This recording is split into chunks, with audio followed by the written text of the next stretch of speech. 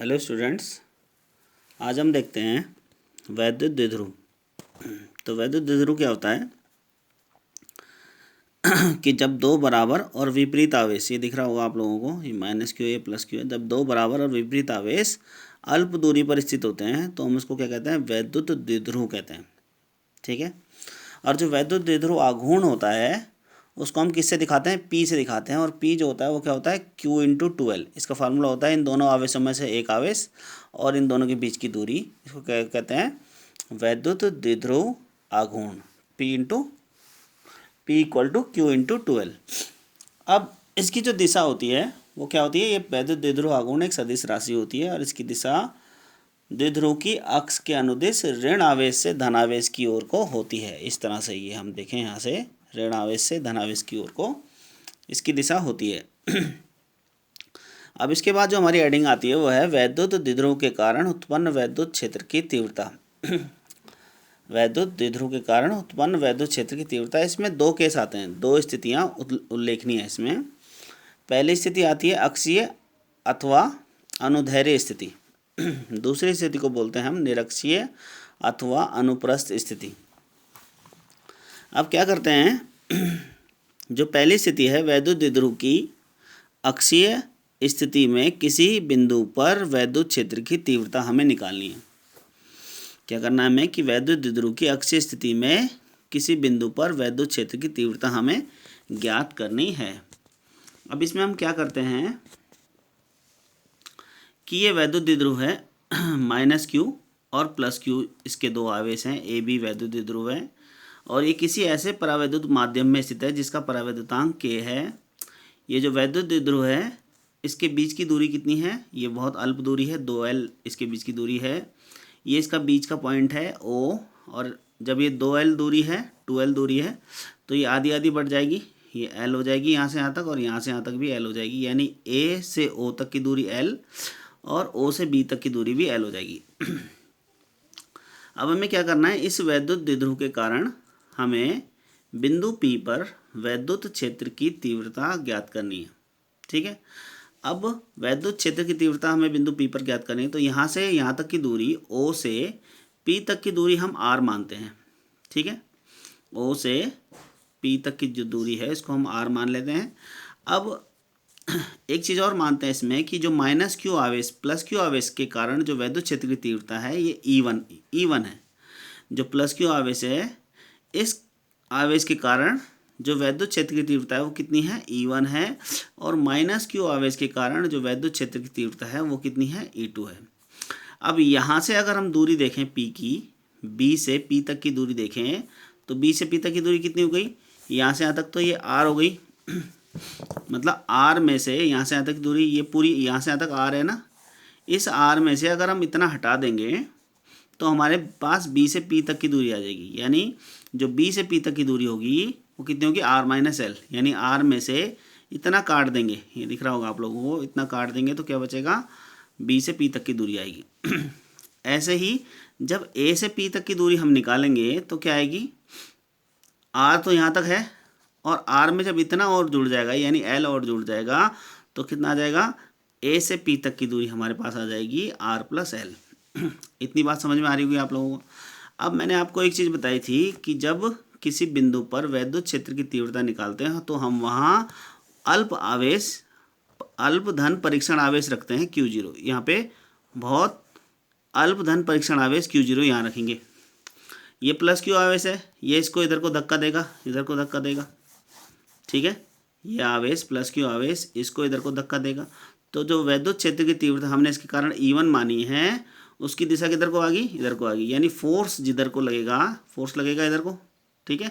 जिधर को फोर्स लगेगा उधर को ही वैद्युत क्षेत्र E1 की दिशा होगी, क्योंकि हमने यहाँ लिखा भी है मैंने कि प्लस क्यू आवेश के कारण वैद्युत क्षेत्र की तीव्रता कितनी है, E1 है, और दूरी ये R माइनस L अभी आपको बताई। तो ये B से B जो प्लस क्यू आवेश है यहाँ पर वैद्युत क्षेत्र की तीव्रता निकालेंगे तो किधर को आएगी, इधर को आएगी। और माइनस क्यू ये आवेश है और यहाँ पे प्लस क्यू आवेश है, तो ये क्या करेगा, जब हम इसको भूल जाते हैं, मान लिया प्लस क्यू आवेश को भूल जाते हैं, तो ये माइनस क्यू आवेश क्या करेगा, इस प्लस Q0 आवेश यानी अल्पधन परीक्षण आवेश को अपनी तरफ को खींचेगा। जब अपनी तरफ को खींचेगा तो फोर्स लगेगी इधर को, और जब इधर को लगेगी तो इस माइनस क्यू आवेश के कारण जो वैद्युत क्षेत्र की तीव्रता होगी वो किधर को होगी, इधर को होगी। ठीक है, इतनी बात समझ में आ गई। प्लस क्यू के आवेश के कारण जो वैद्युत क्षेत्र की तीव्रता होगी, इधर को फोर्स लगेगा उधर को ही वैद्युत क्षेत्र की तीव्रता होगी, यानी प्लस क्यू आवेश के कारण वैद्युत क्षेत्र की तीव्रता जो फोर्स लग रही है इस पर वो इधर को लग रही है, तो E1 इधर को होगा। इसके कारण फोर्स इस पर इधर को लग रही है। ठीक है, यहाँ पर रखा है, यहाँ पर ऐसे टेढ़ा ना देखें, ऐसे देखें। ये इसके कारण जो यहाँ पर फोर्स लग रही है उधर को लग रही है, इस लाइन के इसमें अक्षीय स्थिति में, अक्षीय रेखा में, तो इधर को लग रही है, तो वैद्युत क्षेत्र की तीव्रता इधर को होगी। इसके कारण इधर को, इसके कारण इधर को। अब ये आवेश नज़दीक है तो इसके कारण जो वैद्युत क्षेत्र होगा वो ज़्यादा होगा, तो E1 जो होगा वो ज़्यादा होगा E2 से। ठीक है, इतनी बात समझ में आ गई होगी आप लोगों को। अब हम प्लस क्यू यहाँ से देखें, अतः प्लस क्यू आवेश के कारण वैद्युत क्षेत्र की तीव्रता जो होगी उसको हमने E1 माना, तो E1 की वैल्यू क्या आएगी, मैंने आप लोगों को फॉर्मूला बताया था। E इक्वल टू जो होता है वो क्या होता है, 1/4πε0 K Q upon R square होता है। तो यहाँ पे हमारे पास फार्मूला है 1/4πε0 K, और Q तो हमारे पास Q ही है, और प्लस क्यू आवेश के कारण निकाल रहे हैं ना हम, Q अपॉन R स्क्वायर, और R कितना है यहाँ से प्लस क्यू से देखें R कितना है, यहाँ से R में से L घटाएंगे तो ये दूरी आ जाएगी, यानी R माइनस L का स्क्वायर। और इसकी दिशा किधर को होगी, B से P की तरफ, यह भी बताया मैंने आपको, B से P की तरफ इसकी दिशा होगी। ऐसे ही हम निकालेंगे माइनस क्यू आवेश के कारण, ये कॉमा लगा दिया मैंने, माइनस क्यू आवेश के कारण वैद्युत क्षेत्र की तीव्रता आएगी, ये कितनी आएगी, E2 आएगी, और इसका फार्मूला क्या आएगा, 1/4πε0 K, और ये भी क्या आएगी, Q अपॉन R स्क्वायर, और R कितना है यहाँ से, R प्लस L, यानी R प्लस L का स्क्वायर। और ये क्या आएगी, इसकी दिशा किधर को होगी, P से A की तरफ, क्यों, P ये रहा और A ये रहा, P से A की तरफ को होगी इसकी दिशा। इतनी बात समझ में आ गई होगी आप लोगों को। फॉर्मूला ही हमारे पास 1/4πε0 Q अपॉन R स्क्वायर, और R जो है हमारे पास ये दूरी अभी जो बताई, यहाँ से यहाँ तक R माइनस L है और यहाँ से यहाँ तक R प्लस L है, तो ये फॉर्मूला लगा दिया। अब मैंने आपको बताया अभी कि ये आवेश इस बिंदु P के नज़दीक है, इसलिए E1 जो होगा वो ज़्यादा होगा, फोर्स जो लगेगी इस पर इसके कारण ज़्यादा लगेगी। ये दूर है, ये नज़दीक है, इसके कारण इस पर फोर्स ज़्यादा लगेगी। ये दूर है तो इसके कारण फोर्स कम लगेगी, तो फोर्स कम लगेगी तो इलेक्ट्रिक फील्ड भी माइनस क्यू के कारण कम होगा, और इसके कारण जो इलेक्ट्रिक फील्ड होगा वो भी ज़्यादा होगा, क्योंकि फोर्स इसके कारण इस पर ज़्यादा लग रही है, ये इसके ज़्यादा नज़दीक है। इसलिए हमारे पास अब हम देखें तो जो हम E1 जो आएगा वो ज़्यादा आएगा E2 से।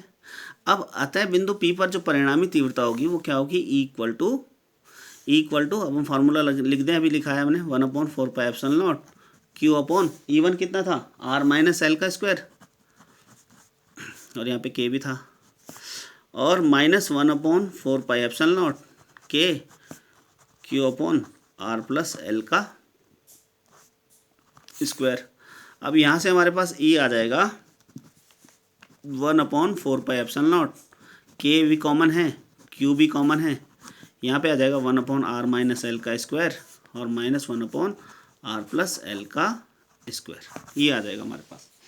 अब इसको हमने सॉल्व करना है, तो E हमारे पास आ जाएगा Q/4πε0 K, और इसको हम जब सॉल्व करेंगे तो ये कॉमन आ जाएगा दोनों का, R माइनस L का स्क्वायर और R प्लस L का स्क्वायर, ये इधर जाएगा R प्लस L का स्क्वायर, इन दोनों को यहाँ लिख लेंगे, इसकी मल्टीप्लाई यहाँ, इसकी मल्टीप्लाई यहाँ, माइनस R माइनस L का स्क्वायर। अब फॉर्मूला लगा दो, फॉर्मूला हमारे पास क्या है, A प्लस बी का whole square equal to A square plus B square plus 2AB, और A माइनस बी का होल स्क्वायर का फार्मूला क्या है, A square plus B square minus 2AB। ये फार्मूला दोनों में लगा दो और E की वैल्यू यहाँ पर निकाल लो, तो E हमारे पास आ जाएगा, कितना आ जाएगा, 1/4πε0 K, और ये जब हम इसको खोलेंगे ये हमारे पास था R प्लस L का स्क्वायर था, तो यानी R square plus L square plus 2RL, और माइनस यहाँ पे फिर जब इसको खोलेंगे तो ये कितना आ जाएगा, माइनस ब्रैकेट भी है तो हम उसको डायरेक्ट खोल देते हैं, यानी A स्क्वायर और प्लस बी स्क्वायर, यानी माइनस और माइनस का प्लस हो जाएगा, है ना, ये है ना प्लस, वो चिन्ह साइन बदल जाएंगे क्योंकि बाहर जो है वो माइनस है, तो A square plus B square था तो प्लस का माइनस हो जाएगा और माइनस का प्लस हो जाएगा 2RL। और यहाँ पर हम इसको लिख सकते हैं, ये जो नीचे वाला था ए प्लस बी ए माइनस बी है, तो यानी ए स्क्वायर माइनस बी स्क्वायर का होल स्क्वायर, ऐसे कर सकते हैं इसको। ठीक है, तो अब यहाँ पे हमारे पास क्या कट रहा है, आर स्क्वायर से आर स्क्वायर कट रहा है और एल स्क्वायर से हमारे पास एल स्क्वायर कट रहा है। तो यहाँ पर हमारे पास ई इक्वल टू आ रहा है 1/4πε0 के, और 2RL है, 2RL आ रहा है, यहाँ क्यू भी है यहाँ पर, सॉरी ये आया 2RL है, 2RL क्या हुआ 4RL हो गया, और ये क्या हो गया R square minus L square का होल स्क्वायर हो गया। और यहाँ से इसको जब सॉल्व करते हैं तो हम ई इक्वल टू लिख सकते हैं 2 × 2QL। ठीक है, और R को हम इधर लिख देते हैं और ये आ जाता है हमारे पास 4πε0 के R square minus L square का होल स्क्वायर। ठीक है, वही रहेगा हमारे पास। इसको मैंने ये लिख लिया क्योंकि अभी मैंने तुम्हें बताया था P इक्वल टू क्या होता है, वैद्युत द्विध्रुव आघूर्ण क्या होता है, Q × 2L यानी 2QL। तो 2QL की जगह हम लिखेंगे P, तो इक्वल टू हमारे पास आ जाएगा 2PR 4πε0 R square minus L square का होल स्क्वायर। ठीक है, ये रफ हो गया हमारे पास। तो जो E आया हमारे पास, वैद्युत क्षेत्र की तीव्रता जो आई वो क्या आई 2PR R square minus 2PR upon 4πε0 के R square minus L square का होल स्क्वायर। ठीक है, जो P क्या है, जब हमारे पास P क्या है, वैद्युत द्विध्रुव आघूर्ण है। ठीक है, अब हम मानते हैं कि L जो है अगर बहुत बहुत छोटा है R से, यदि L बहुत छोटा है इससे, तो E क्या होगा, हम उसको छोड़ देंगे जो कम होगा, यानी हमारे पास क्या आया 2PR और यहाँ पे आया 4πε0 के, ये छोटा है L, इसको छोड़ देंगे तो यहाँ पे क्या बचेगा R, और ये छोड़ देंगे छोटा है आर स्क्वायर, ये क्या होगा R की पावर 4 हो जाएगा, और एक R से एक R कटेगा, तो हमारे पास क्या आ जाएगा 2P अपॉन 4πε0 के R³ ये आ जाएगा हमारे पास। ठीक है, अब निर्वात अथवा वायु के लिए देखेंगे अगर,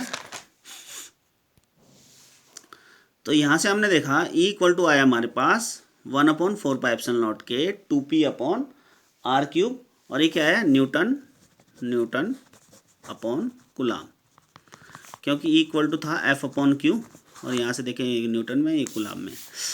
तो अब हम देखें निर्वात अथवा वायु के लिए, अगर देखें निर्वात अथवा वायु के लिए अगर देखेंगे तो K इक्वल टू 1 हो जाएगा, तो E इक्वल टू हमारे पास आएगा 1/4πε0 2P, ये K इक्वल टू 1 कर देंगे तो 2P अपॉन R³ आ जाएगा, यानी E इक्वल टू हमारे पास क्या आया, इतना न्यूटन बटे कूलाम। ठीक है, यानी हमारे पास क्या आया, और 1/4πε0 की वैल्यू क्या है हमारे पास 9 × 10⁹ ठीक है, newton metre square upon coulomb square. ठीक है, ये हमारे पास इसकी वैल्यू है। और जो वैद्युत क्षेत्र E जो आया हमारे पास, ये जो E है वैद्युत क्षेत्र की जो तीव्रता E है, इसकी जो दिशा है वो ऋण आवेश से धन आवेश की ओर को है। ठीक है, जो वैद्युत क्षेत्र E की जो दिशा है वो कहाँ से किधर को है, ऋण आवेश से धन आवेश की ओर को है। और ये जो इस बिंदु पे हमने निकाला वैद्युत क्षेत्र की तीव्रता, वो किधर को आई हमारे पास, नेट आई, नेट किधर को हुई, इधर की तरफ को हुई। सही है, जिधर की तरफ को वैद्युत द्विध्रुव की दिशा थी। ठीक है, क्योंकि ये ज़्यादा है, E1 ज़्यादा है, तो इधर ही को होगी ये वैद्युत द्विध्रुव की, जो वैद्युत द्विध्रुव के कारण बिंदु P पर जो वैद्युत क्षेत्र की दिशा होगी वो किधर को होगी, इधर की तरफ को होगी। ठीक है, तो नेट जो दिशा आएगी हमारे पास वो किधर को आएगी, वो ऋण आवेश से धन आवेश की ओर होगी। ठीक है, ओके, धन्यवाद।